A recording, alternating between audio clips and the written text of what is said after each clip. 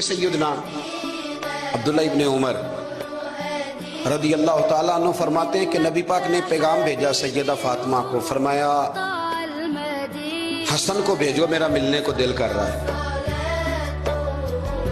تو کہتی ہیں وہ گھر میں نا دیر ہو گئی امام حسن کو آنے میں۔ اعلیٰ حضرت فرماتے ہیں مجھے لگتا ہے کہ بی بی صاحبہ غسل کرانے لگ گئی، کپڑے تبدیل کرا رہی تھی۔ مائیں کرتی ہیں نا، بچہ باہر جانے لگا تو واپس آپ پہلے کپڑے بدل، تو ذرا دیر ہو گئی تو نبی پاک بے چین ہو گئے، میں حسن آ کیوں نہیں رہا، میرا ملنے کو دل ہے۔ فرماتے تھوڑی دیر گزری تو امام حسن نے دروازہ کھولا سیدہ پاک کا۔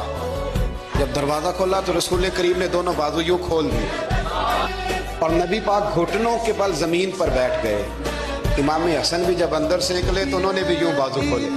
تو کہتے ہیں رسول کریم کے جب گلے سے آ کے لگے تو عبداللہ ابن عمر کہتے ہیں میں نے حضور کی آنکھوں میں آنسو دیکھے اور محبوب ان کا ماتھا چوم کے کہنے لگے اے اللہ میں ان دونوں سے محبت کرتا ہوں، تو بھی ان سے محبت فرما۔